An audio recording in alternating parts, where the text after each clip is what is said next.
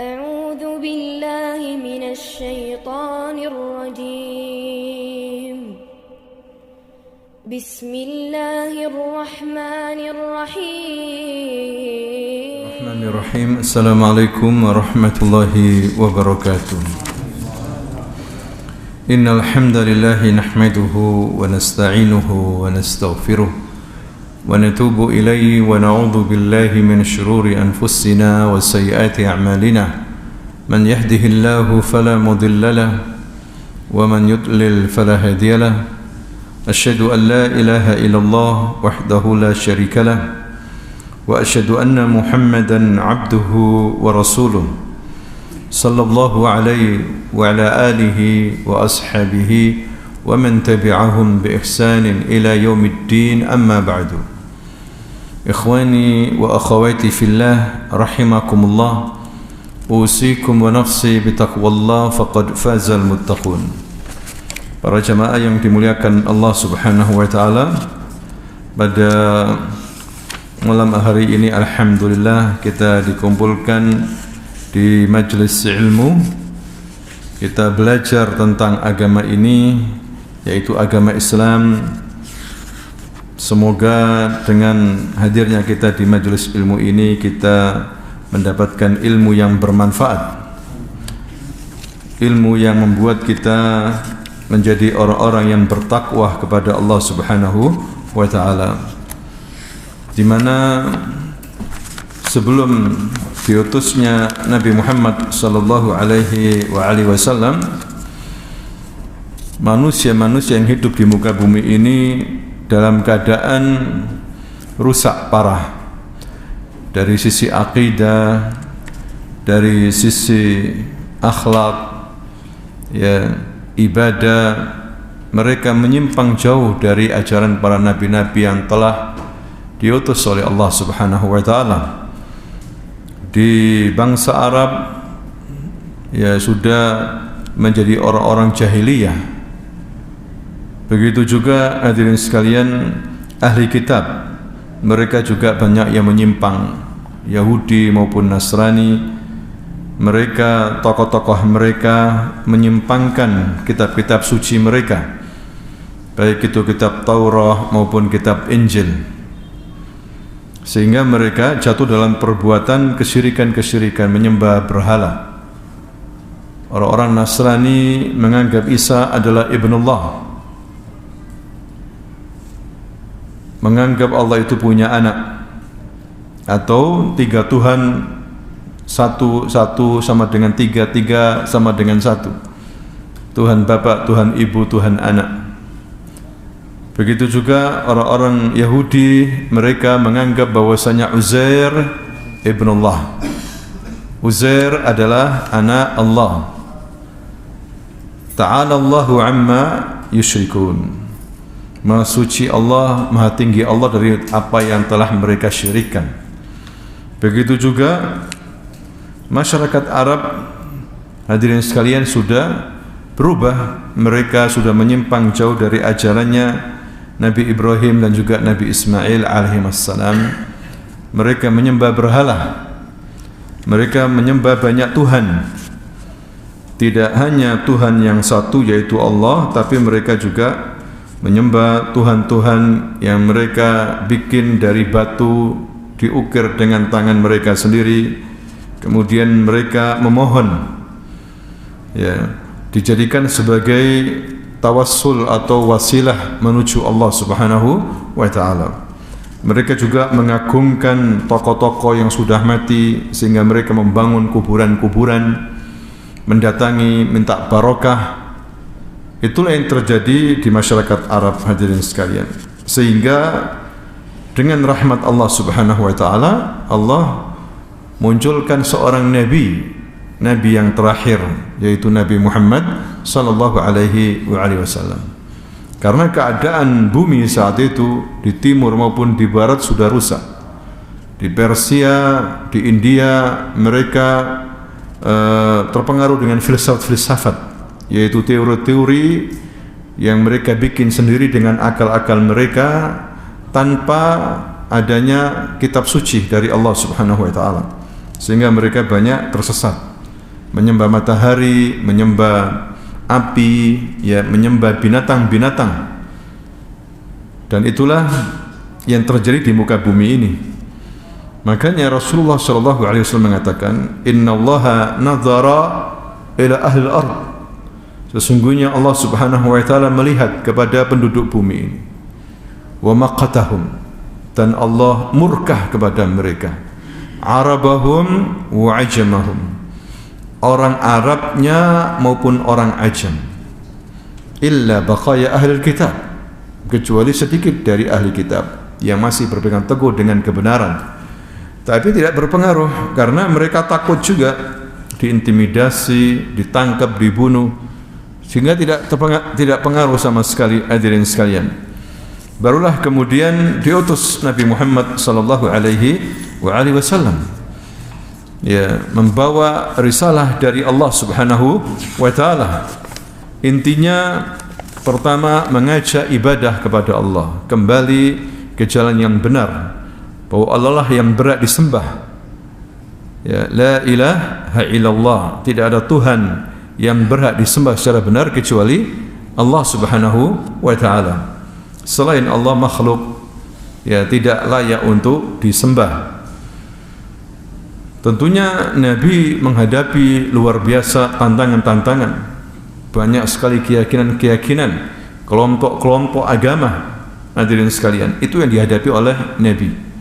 Nabi sabar terus berdakwah, di mana di antara inti ajaran daripada yang dibawa oleh Nabi ketika Nabi datangi oleh malaikat Jibril yang mengaku sebagai atau menyamar sebagai laki-laki, pakai baju putih, punya wajah ganteng, rambutnya hitam, tiba-tiba datang kepada Nabi di hadapan para sahabatnya, kemudian duduk di hadapan Nabi dan mengatakan, "Ya Muhammad, akhbirni anil Islam."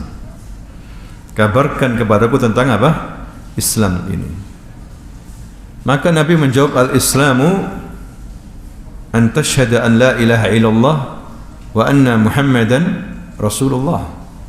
Islam itu adalah kamu bersaksi bahwa tidak ada Tuhan yang berhak disembah, tidak ada ilah yang benar kecuali Allah Subhanahu wa taala. Dan engkau bersaksi bahwa Muhammad adalah Rasulullah. Wa tuqimas salah, dan engkau mendirikan apa? Salat. Wa tasuma Ramadan, dan engkau berpuasa di bulan Ramadan. Wa tu'tiyaz zakah, dan engkau menunaikan zakat. Wa tahujjul baita in istata'ta ilaihi sabila. Ya, engkau menunaikan zakat, engkau pergi ke Mekah untuk haji jika kau mampu pergi ke sana. Sadaqta, benar kamu ya Muhammad. Kemudian akhbirni anil iman, kabarkan kepadaku tentang iman. Maka Nabi menjawab, al-imanu an tu'mina billah, engkau beriman kepada Allah Subhanahu wa taala, wa malaikatihi, dan engkau beriman kepada malaikat-malaikatnya, wa kutubihi, dan kitab-kitabnya, wa rusulihi, dan beriman kepada rasul-rasul yang pernah diutus, ya. Kemudian wa yaumil akhir, dan iman kepada hari akhir. Dan yang keenam, wa bil qadar, dan iman kepada qadar. Al iman bil qadar khairihi wa syarrihi, iman kepada takdir yang baik maupun yang buruk. Tidak selesai di situ, kemudian orang ini, yaitu malaikat Jibril yang menyamar sebagai laki-laki ini, bertanya lagi, mal ihsan, apa itu ihsan ya Muhammad? Al ihsan an ta'budallaha ka'annaka tarah, fa in lam takun tarah fa innahu yarak. Ihsan itu adalah kamu beribadah kepada Allah seakan-akan kamu itu melihat Allah. Jika kamu tidak melihat Allah, maka Allah melihat apa? Kamu. Nah, inilah ajaran pokok dalam agama Islam.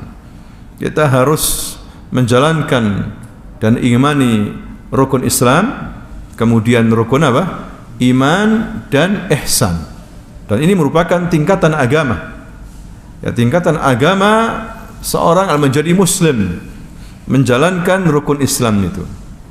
Kemudian yang kedua, menjadi orang mukmin, beriman dengan melaksanakan, meyakini arkanul iman sittah, rukun iman yang 6 itu, maksudnya yang jumlahnya 6. Kemudian tingkatan yang ketinggi adalah tertinggi muhsin, orang yang berbuat apa? Ihsan, merasa diawasi oleh Allah, merasa diawasi dan dilihat oleh Allah, sehingga imannya selalu tinggi. Hadirin sekalian, selain itu sunnah, hadirin sekalian, dan beberapa syariat yang lainnya datang kemudian. Jadi akidah kita dibangun di atas Al-Quran dan apa? As-Sunnah, hadis Nabi SAW. Dengan kita beribadah kepada Allah, maka kita mensucikan hati kita, menjadi orang yang bertakwa kepada Allah Subhanahu wa taala. Ya, kemudian akidah-akidah yang lain diajarkan oleh Rasulullah sallallahu alaihi wasallam. Kita harus mencintai Nabi, mencintai ahli bait Nabi, mencintai sahabat-sahabat Nabi. Ya, sahabat-sahabat Nabi adalah manusia-manusia yang dipilih oleh Allah untuk menemani nabinya. Mereka beriman kepada Nabi, menjadi seorang muslim dan mati juga sebagai seorang apa? Muslim. Ada wali di bawahnya Nabi, hadirin sekalian. Para nabi, para rasul di atas, sedangkan wali di bawahnya. Siapa wali itu?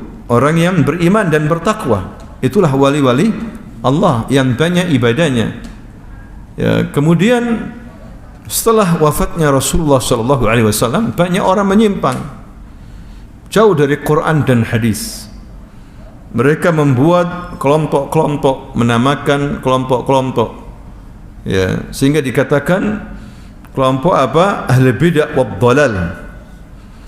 Oleh karena itu Ibnu Abbas radhiyallahu anhuma ketika membaca firman Allah dalam surah Ali Imran yang berbunyi yauma tabyaddu wujuhu wa taswaddu wujuh, di hari yang nanti di mana muka-muka ada terlihat sangat cerah, putih, bersih, dan juga di hari itu ada muka-muka yang hitam kelam.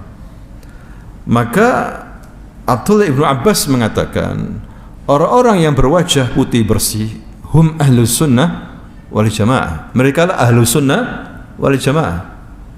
Kemudian orang-orang yang wajahnya hitam kelam, mereka adalah ahlul bid'ah wad dhalal. Ini istilah ahlus sunnah wal jamaah sudah ada pada zaman siapa?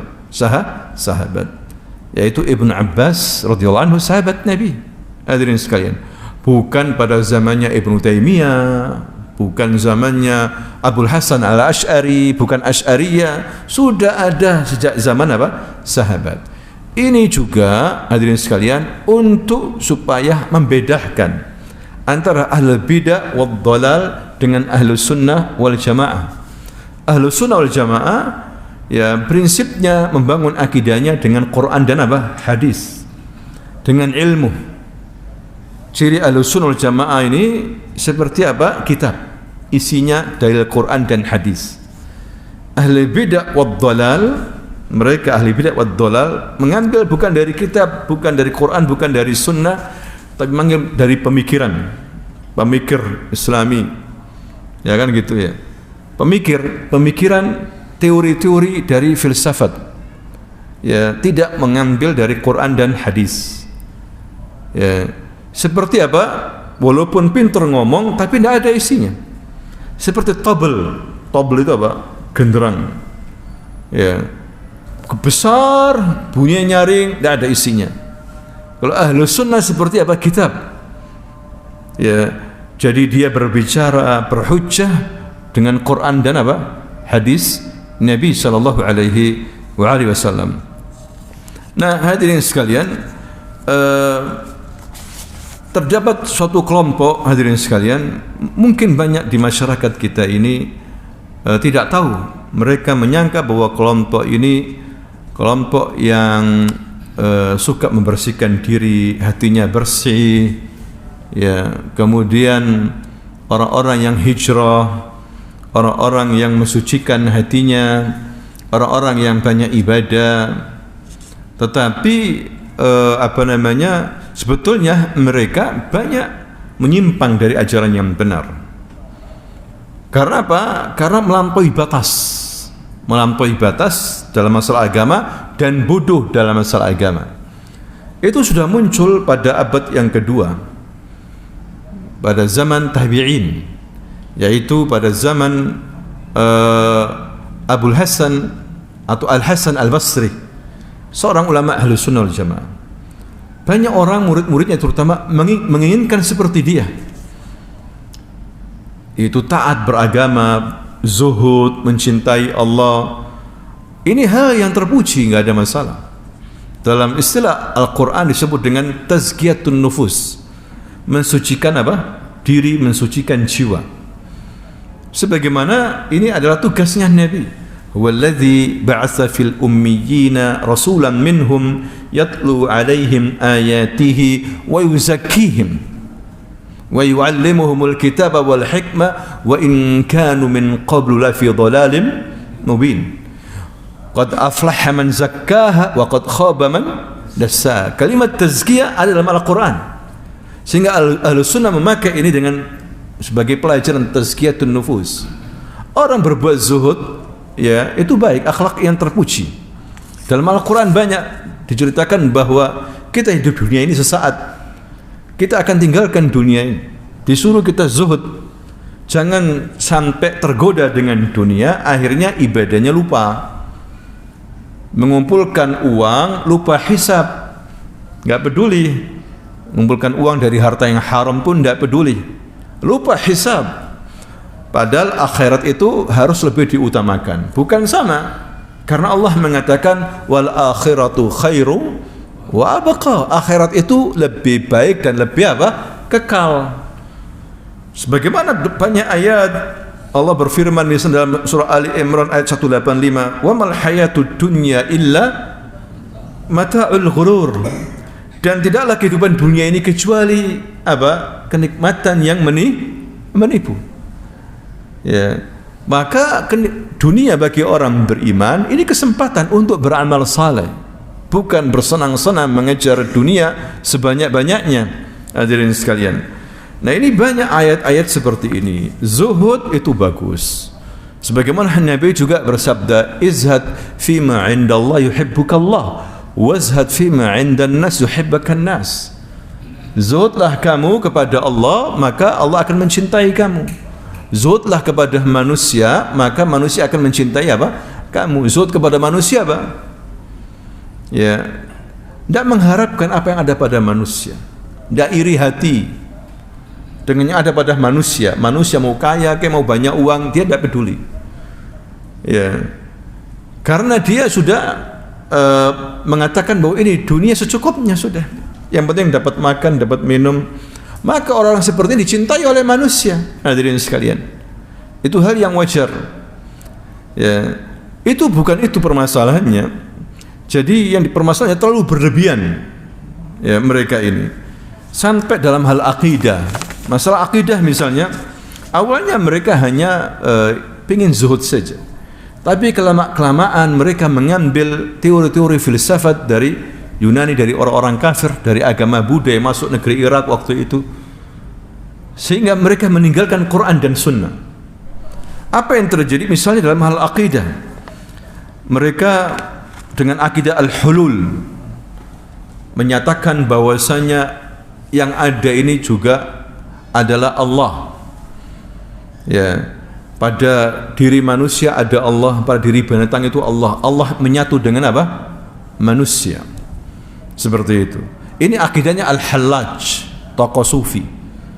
Ya, sampai para ulama di Irak geram dengan akidahnya ini, pemikirannya ini, akhirnya dia dihukum mati waktu Idul Adha. Hallaj, ya, yaitu apa? Merasa bersambung dengan Allah. Hadirin sekalian, punya keyakinan mereka ini bahwa pertama kali makhluk yang diciptakan adalah Nur Muhammad. Nur Muhammad, ibaratnya Nur Muhammad ini tengah-tengah kayak Kuba gitu. Kemudian diciptakan dari Nur Muhammad makhluk seluruhnya, matahari, arus, bulan, langit dan bumi, manusia. Ya.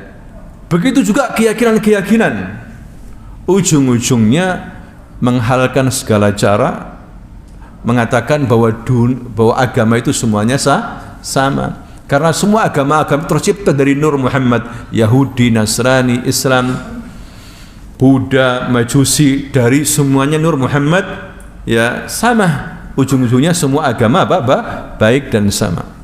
Ini akidah yang sesat, hadirin sekalian. Ya. Itu yang terjadi, sehingga mereka menyatu dengan Allah Subhanahu wa taala. Itu terjadi seperti itu, sebagaimana yang diyakini oleh para tokoh seperti Ibnu Arabi. Bukan Ibnul Arabi, tapi Ibnu, enggak pakai alif lam, Ibnu Arabi, yang ahli kedokteran itu ya.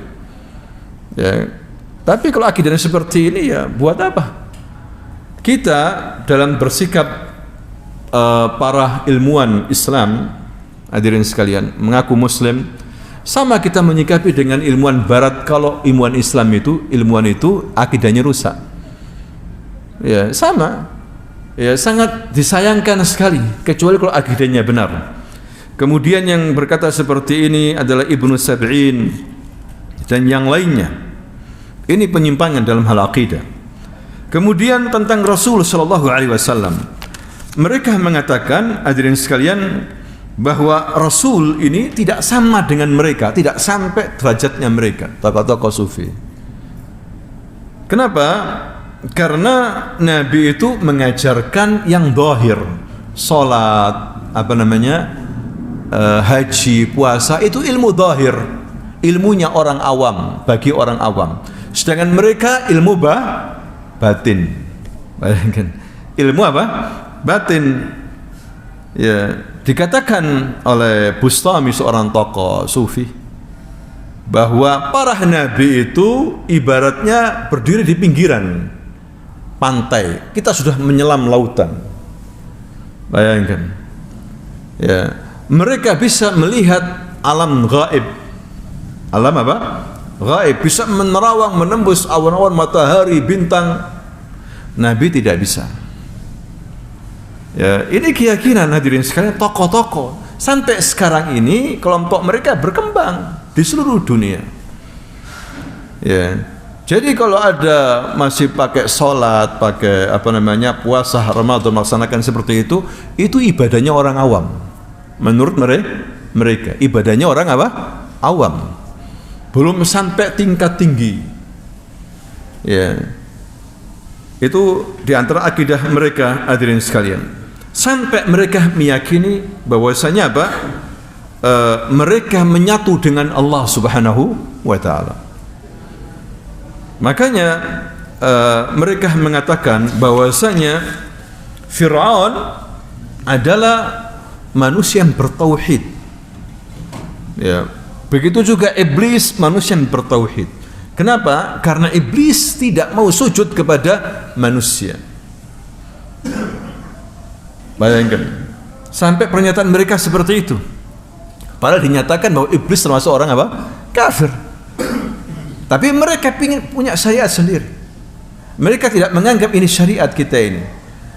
Mereka menganggap Allah bikin setiap kelompok punya syariat sendiri-sendiri. Ya, kita jangan terkecoh dengan mereka, hadirin sekalian.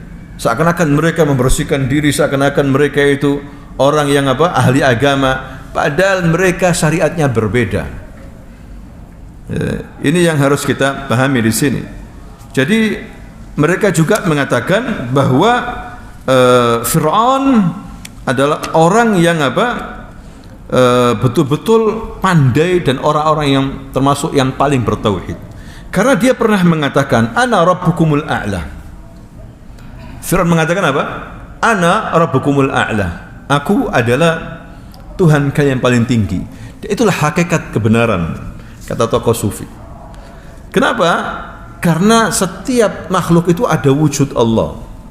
Makanya Ibnu Arabi mengatakan tidaklah ada anjing, ada babi, ada binatang kecuali di situ ada Allah. Bayangkan, nggak bingung nggak hadirin sini? Ya, pernyataan mereka seperti itu. Ya, luar biasa sekali karena mereka memahami tidak pakai Quran dan hadis, tapi pakai murni apa? Filsafat. Ya, makanya katanya Imam Syafi'i, tidaklah orang itu belajar tariqat sufiyah di pagi hari, sebelum zuhur dia sudah apa? Pandir bodoh. Kalau dia terus belajar selama 40 hari, akalnya tidak akan kembali lagi. Jadi gila. Pendapatnya siapa itu? Imam Syafi'i. Aku keluar dari Baghdad, aku temukan banyak orang-orang seperti itu. Terkadang mereka berkumpul di satu rumah, kayak bertapa begitu. Ya, bertapa. Meninggalkan dunia. Mengambil agama dari mana? Dari Buddha. Di Buddha itu ada namanya nirwana. Kelas yang paling tinggi apa? Nirwana. Nirwana itu sudah tidak butuh dunia sudah bisa menghilangkan hawa nafsu. Ya, kalau dalam tingkat sufia namanya fana. Fana itu apa artinya? Punah. Ya kan? Bahasa Arabnya punah. Tapi yang dimaksud tariqah sufia ini bukan punah, hancur, bukan. Maksudnya semua hawa nafsu itu lebur sudah, hancur. Tinggal ada jiwa-jiwa baik kemudian menyatu dengan Allah Subhanahu wa taala. Sampai makan apa itu termasuk nafsu wanita, tidak ada itu. Ya, bersih. Tapi kata ulama mereka itu dusta. Katanya enggak makan mereka itu enggak tahunya. Hadirin sekalian. Nah, itulah yang terjadi. Padahal Rasul sallallahu alaihi wasallam melarang berlebih-lebihan. Rasul pernah haji, ada orang jalan kaki, sengaja panas jalan kaki. Kata Nabi, siapa itu? Suruh naik kendaraannya. Naik kuda atau naik apa? Himarnya. Jangan seperti itu. Kemudian Nabi pernah berkhutbah, masuk masjid berkhutbah, tiba-tiba ada orang namanya Abu Israel, ya, berdiri di depan masjid, panas, diam. Nabi tanya, siapa dia? Itu ya Rasulullah, dia itu bernazar, tidak makan, tidak minum, berpuasa, kemudian diam, ya, tidak duduk dan terus berada di panas matahari. Kata Nabi, suruh dia duduk, suruh dia berteduh, suruh dia berbicara, tapi teruskan puasanya karena dia bernazar. Nabi melarang orang-orang yang melampaui batas sampai merugikan diri sendiri. Hadirin sekalian, begitu juga pernah waktu itu ada orang-orang mengatakan pingin meniru derajat Nabi. Yang satu mengatakan, saya tidak akan menikahi wanita-wanita, saya ingin bersih. Yang satu mengatakan, saya akan puasa terus setiap hari, tidak berbuka. Yang ketiga mengatakan, saya akan sholat malam, tidak pernah tidur. Mereka ingin mencapai derajat nubuwah, Rasul. Kedengaran Nabi akhirnya pergi ke masjid, mengumpulkan sahabat-sahabatnya. Wahai para sahabat, kemarin saya mendengar fulan mengatakan gini-gini, fulan mengatakan begini-gini, enggak mau menikahi wanita, ada yang salat malam terus, tidak tidur, ada yang berpuasa tiap hari, tidak berbuka. Tahu kalian, wallahi demi Allah, aku adalah orang yang paling takut kepada Allah daripada kalian. Aku adalah orang yang paling bertakwa kepada daripada kalian. Wallahi inni la akhsyakum lillah wa atqakum lah. Tapi ana asum wa aftir, aku berpuasa dan juga berbuka. Wa atazawwaju nisa, aku nikahi wanita-wanita. Wa usalli wa anam, aku juga salat dan tidur. Wa man raghiba an sunnati falaysa minni, barang siapa yang tidak suka dengan sunnahku ini, ajaranku, bukan dari golonganku. Hadirin sekalian. Nah, tapi ada orang, mereka mempunyai akidah jauh dari sunnah Nabi, dari Quran, bikin sendiri. Misalnya keyakinannya mereka, menurut mereka, hadirin sekalian, minta surga itu tidak boleh. Apalagi seorang wali nggak boleh minta surga itu. Ya, karena wali itu adalah harus fana. Fana itu tingkat tinggi, bersih, suci, itu yang diharapkan. Ya, dan juga tidak boleh ibadah karena takut neraka, tidak boleh. Sebagaimana tokoh sufi Rabi' al-Adawiyah, ya, meyakini tentang ikhlas tapi keliru. Bahkan menurut tokoh-tokoh sufi, wali-wali itu mereka diludahi aja namanya neraka itu sudah apa? Padam. Bayangkan. Ini akidah dari mana ini? Ya, dari agama lain. Hadirin sekalian. Padahal kita disuruh minta surga dan berlindung dari apa? Neraka. Itu ajaran Nabi, hadirin sekalian. Jadi mereka itu sudah tidak mau mengikuti Nabi, pingin ajaran sendiri. Itu keyakinan mereka. Mereka mengatakan Allah itu memberikan ajaran sendiri-sendiri. Nabi Muhammad sendiri, kita sendiri. Bahkan mereka mengatakan wali-wali mereka itu menguasai 4 kutub. Kutub di sini pojok-pojok itu loh, barat, timur, utara dan apa? Selatan. Itu dikuasai oleh siapa? Wali-wali mereka. Bayangkan. Ini dusta luar biasa sekali. Lautan, ya, sampai apa ya? Orang gila dikatakan wali. Bayangkan. Orang gila dikatakan apa? Wali. Hadirin sekalian.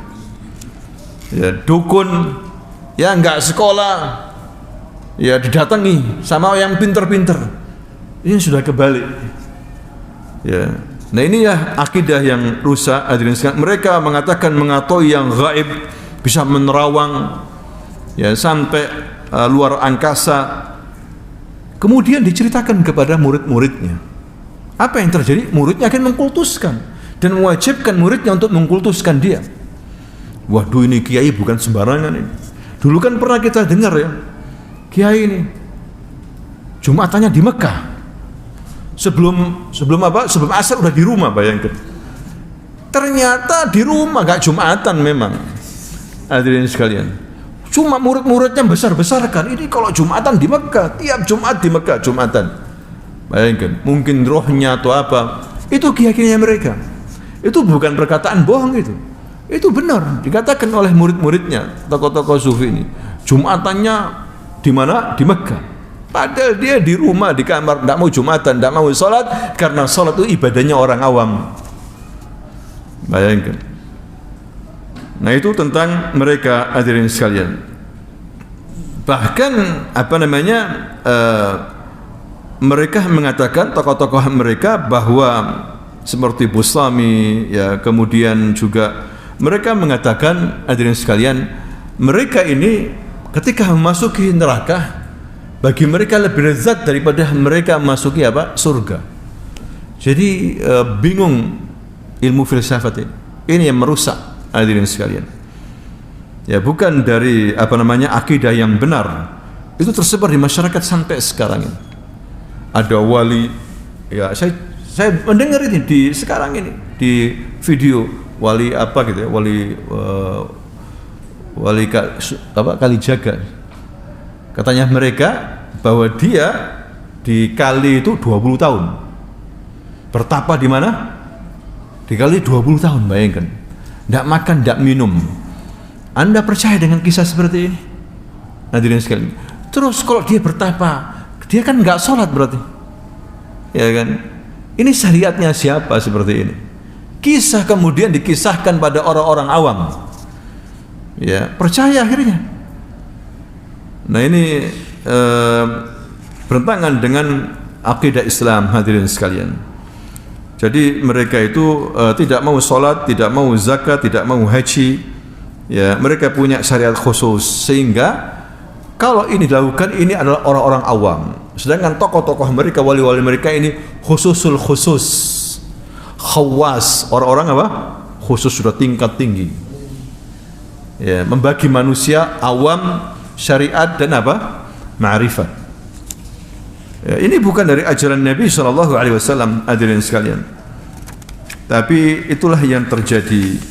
Kemudian dalam hal halal haram, ya bagi mereka yang halal, ya haram tidak berlaku bagi mereka ini. Ya, mereka sering minum khamr, ya bahkan kumpul laki perempuan, mengadakan zina, liwat, itu banyak terjadi. Mungkin tidak di sini, tapi mungkin di luar negeri, ya di Arab, di sebagian negeri Afrika terjadi itu. Sudah tidak ada batasan lagi laki dan perempuan bagi mereka. Bahkan mereka mengadakan liwat itu laki suka sama laki, mendatangi laki sama laki. Terjadi ya ibadah berjoget-joget begitu. Seperti Jalaluddin Ar-Rumi di Turki, ya mengajarkan zikir dengan apa? Menari berjam-jam. Itu lebih daripada sholat. Kata mereka seperti itu. Mendekatkan diri kepada Allah Subhanahu wa Ta'ala. Nah, itulah hadirin sekalian beberapa kesesatan yang ada pada mereka. Kemudian masalah hukum, masalah pemerintahan, masalah politik, bagi mereka Anda boleh ikut-ikutan masuk di dalamnya. Itu Allah yang punya kehendak. Setiap negeri ada pemimpin, tidak boleh campur tangan amar ma'ruf nahi munkar, tidak boleh. Itu bukan urusan kalian. Ya, makanya mereka bisa hidup di mana aja walaupun di negeri kafir hidup mereka karena tidak berbahaya bagi ini. Kalau ahlu sunnah wal jamaah, hadirin sekalian, kalau ada pemimpin dinasehati, kalau mereka salah dinasehati dengan lemah lembut. Kalau punya akses ke sana ya sabar, tapi tidak memberontak kalau dia masih muslim dan masih sholat. Ya, itu ahlu sunnah wal jamaah, akidah ahlu sunnah wal jamaah. Tapi mereka tidak peduli. Ya, tidak peduli dengan masalah politik, tidak peduli dengan masalah pemerintahan dan yang lainnya. Nah, itu yang tersebar di masyarakat kita. Banyak aliran-aliran ini, bahkan katanya para ulama di Irak saat itu di abad kedua sudah lebih daripada 300 para tokoh seperti itu. Ya, kalau mereka mati tokoh mereka dibangun kuburannya dengan batu-batu besar agar nanti muridnya mengkultuskan. Nah, itu yang terjadi di masyarakat kita, hadirin sekalian. Kemudian juga